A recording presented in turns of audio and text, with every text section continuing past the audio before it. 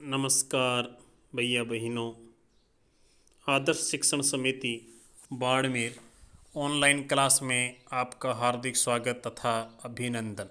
कक्षा 9वीं विषय हिंदी पाठ 2 वाक पद क्रमांक 3 और 4 वीडियो क्रमांक 2। पूर्व में पद अपन 1 और 2 पढ़े थे। उसके बाद इस पाठ में 3 और 4 पद और है, उसका अपन अध्ययन करेंगे। कवित्री ललित। एक बार तीसरा पद। आई सीधी राह से गई न सीधी राह, सुसुम सेतु पर खड़ी थी बीत गया दिन आह, जेब टटोली कोड़ी न पाई मांझी को दूं क्या उतराई। शब्दार्थ। इस तीसरे पद में जो शब्दार्थ आए हैं, सुषुम सेतु, सुषुम्ना नाड़ी होती है। यह नाड़ी इंगला और पिंगला नामक नाड़ियों के मध्य स्थित है। दूसरा पद आया है माझी, जिसका अर्थ नाविक, यहाँ पर इसका अर्थ है ईश्वर। तीसरे पद का एक बार भावार्थ ठीक प्रकार से देखेंगे। आई सीधी राह से गई न सीधी राह।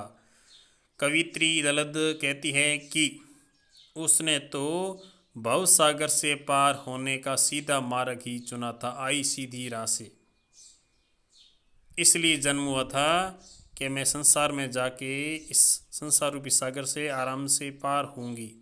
सीधा मार्ग चुना था। गई न सीधी राह, परंतु इस मार्ग पर चलते चलते वह हठ योग साधना के कठिन मार्ग पर चल पड़ी। गई न सीधी राह अर्थात कठिन मार्ग उसको मिल गया। सुषुम सेतु पर खड़ी थी बीत गया दिन आहा। सुषुम्ना आदि नाड़ियों को जागृत करने के फेर में उसका सारा जीवन बीत गया। वह उद्धार के लिए कुछ भी पूंजी नहीं कमा सकी। बीत गया दिन आहा, पूरा जीवन बीत गया।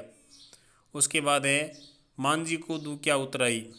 वह उद्धार के लिए कुछ भी पूंजी नहीं कमा सकी और उन्होंने कहा है ईश्वर को देने के लिए दिव्य गुणों की पूजा उसके पास नहीं है, अतः किस योग्यता के बल पर वह उद्धार किया सा करती।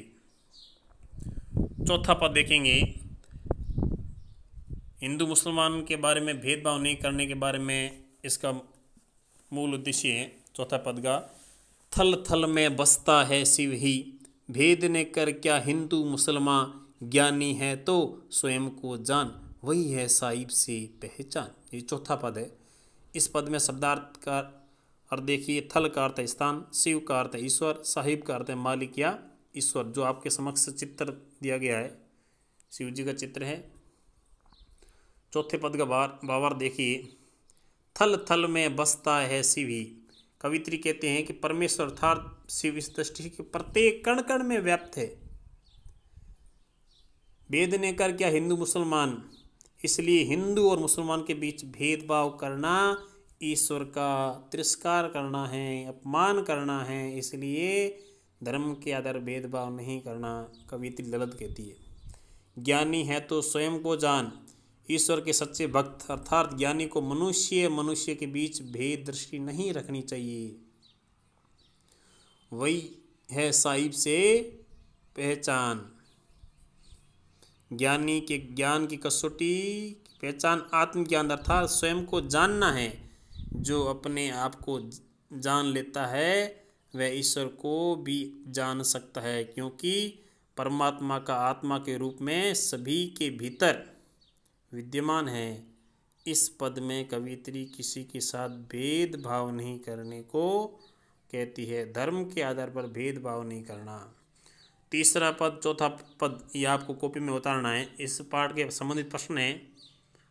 प्रश्न क्रमांक 1 दोनों पद अपनी कॉपी में लिखिए, पूर्व में बता दिया है। प्रश्न क्रमांक 2 ज्ञानी से कवित्री का क्या अभिप्राय है। प्रश्न क्रमांक 3 आपसी भेदभाव को मिटाने के लिए हमें क्या क्या करना चाहिए। प्रश्न क्रमांक 4 जेब टटोली कोड़ी ने पाई का भाव स्पष्ट कीजिए। 4 प्रश्न आपको कॉपी में करने हैं। तीसरा और चौथा पद आपको कॉपी में लिखना है। इस प्रकार अपने 2 पार्ट पूरे हो गए। धन्यवाद।